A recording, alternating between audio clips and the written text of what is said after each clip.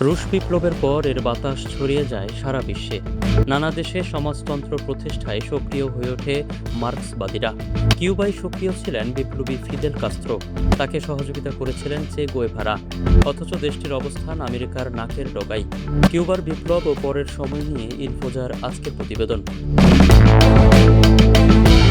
কিউবার বিপ্লব বুঝতে হলে ফিরে যেতে হবে আরও একটু আগের সময়ে। এই বিপ্লবের পেছনে শ্রমিক শোষণ, সমাজ ব্যবস্থা, অর্থনীতিতে আমেরিকার দখলদারি দায়ী।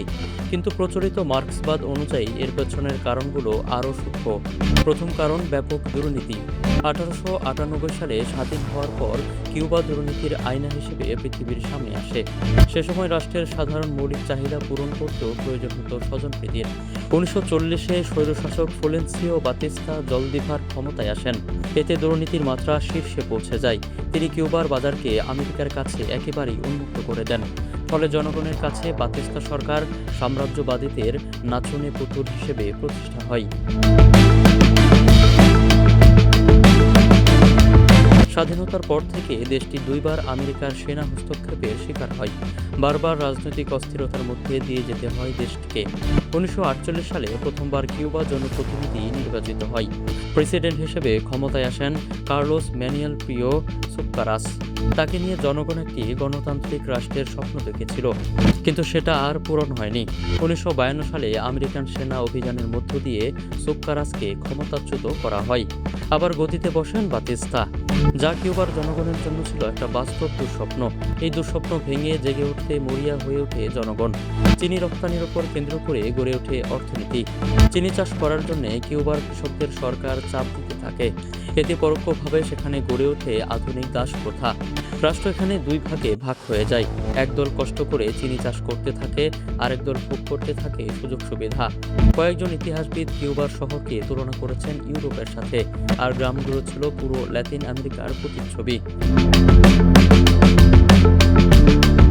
কিউবার 55% চিনি রপ্তানি হতো আমেরিকায়। দেশটির যে কোনো শ্রমিকের পারিশ্রমিক অন্যান্য দেশের শ্রমিকের তুলনায় খুব কম ছিল এমন না, কিন্তু নিজেদের জন্য অর্থ জমানো অথবা কিছুদিনের জন্য ছুটি নেওয়া ছিল একেবারেই অসম্ভব। জনগণের অস্বস্তিটা ছিল এখানেই। দেশের অর্থনীতিতে সিংহভাগ অবদান রাখার পরও তাদের কোনো অধিকার ছিল না মৌলিক চাহিদা পূরণ করার। শ্রেণী বৈষম্য ছিল তুঙ্গে। এ সময় 1952 সালে বিপ্লবের প্রস্তুতি নিচ্ছিলেন টকবগে তরুণ ফিদেল কাস্ত্রো। 1953 সালের 26শে জুলাই 160 গেরিলা যোদ্ধা নিয়ে সান্তিয়াগোর সেনা ব্যারাকে আক্রমণ করেন কাস্ত্রো। অভিযান ব্যর্থ হয়। বেশিরভাগ গেরিলা এতে নিহত। বন্দী হন দুই ভাই। কিছুদিন পর জামিনে ছাড়াও পেয়ে যান। এরপর কাস্ত্রো মেক্সিকো যান। সেখানে নির্বাসিত লোকজন নিয়ে আরেকটি গেরিলা বাহিনী তৈরি করেন। 1957 সালে ছাত্রদের নিয়ে তৈরি একটি গেরিলা দল প্রেসিডেন্ট বাসভবনে হামলা করে বসে। এই অভিযানটিও ব্যর্থ হয়। একে কেন্দ্র করে ট্রেড ইউনিয়নবাদীরা একটি সাধারণ ধর্মঘটকে উস্কে দেওয়ার চেষ্টা করে, কিন্তু সরকার ঘোষণা করে ধর্মঘটে অংশগ্রহণকারী চাকরি যাবে এবং অন্য কোথাও নিয়োগ দেওয়া হবে না। এতে পরিকল্পনা ভেস্তে যায়। এদিকে মার্কিন প্রশাসন রীতিমতো চিন্তায় পড়ে গিয়েছিল কিউবাকে নিয়ে। তাদের মাথা ব্যথার প্রধান কারণ হয়ে উঠেছিলেন চে গেভারা। কিউবার বিপ্লব 1958 সাল পর্যন্ত চলে। ক্রমাগত অভিযানে বিপুল পরিমাণ সম্পত্তি ধ্বংস হয়। চিনিকলগুলো পুড়িয়ে দেওয়া হয়।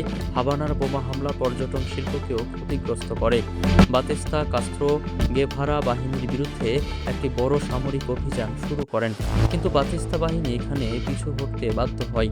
ওই বছরের শেষের দিকে চে গেভারা এবং কাস্ত্রো দুই ভাইয়ের নেতৃত্বে পুরো গেরিলা দলটি 3 ভাগে ভাগ হয়ে যায়। একযোগে 4 দিক থেকে আক্রমণ করে। আক্রমণ করতে করতে তারা কিউবার মধ্যভাগে এসে পৌঁছায়, আর এতে বাতিস্তার পতন সিঁড়ির শেষ ধাপে পৌঁছে যায়। 1959 সালে 2 জানুয়ারি চে হাভানা শহর পুরোটা জয় করেন। জনগণ তাকে আনন্দের সাথে স্বাগত জানায়।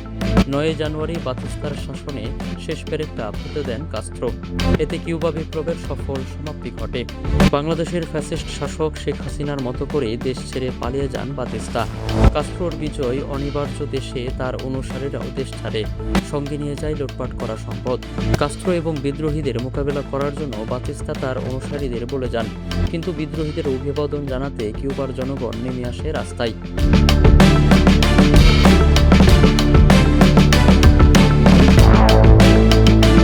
সিয়েনফুয়েগোস এবং গুয়েভারা এবং তাদের লোকেরা 1959 সালের জানুয়ারি মাসের 2 তারিখ হাভানায় প্রবেশ করে।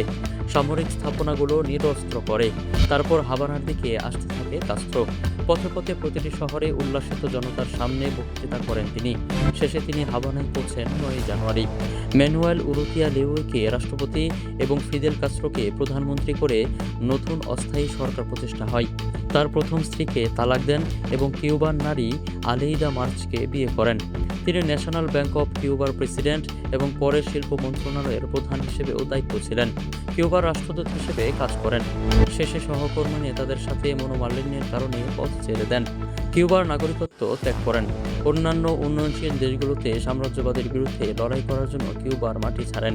বিপ্লবের পর কাস্ত্রো ভাইরা দ্রুত সময়ের মধ্যে তাদের ক্ষমতা সংহত করেন। বাতিস্তা শাসনের সব জঞ্জাল দূর করেন। বাতিস্তার উত্থানে সহায়তাকারী সব প্রতিদ্বন্দ্বী বিদ্রোহী গোষ্ঠীকেও দমন করেন। ক্ষমতায় আসার পর উরুতিয়া সব পতিতালয়, জোয়ার আউটলেট এবং জাতীয় লটারি বন্ধ করার একটি কর্মসূচি শুরু করেন। দীর্ঘদিন ধরে এগুলো রাষ্ট্রের দুর্নীতিতে সহায়ক ভূমিকা রেখে আসছিল বলে বয়ান প্রচার করে বিপ্লবী সরকার। বাতিস্তার সময়ে যুদ্ধাপরাধীদের নির্যাতন ও হত্যায় জড়িতদের বিচার ও মৃত্যুদণ্ডের আওতায় আনার দায়িত্ব দেওয়া হয়েছিল রাউল কাস্ত্রো এবং চে গুয়েভারাকে।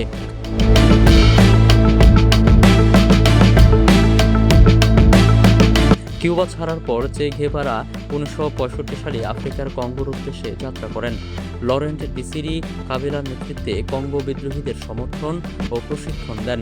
মুক্তির প্রচেষ্টা শোচনীয়ভাবে ব্যর্থ হয়। পরে গোপনে কিউবায় ফিরে আসেন তিনি। কাস্ত্রো তাকে বলিভিয়া ভ্রমণের পরামর্শ দেন।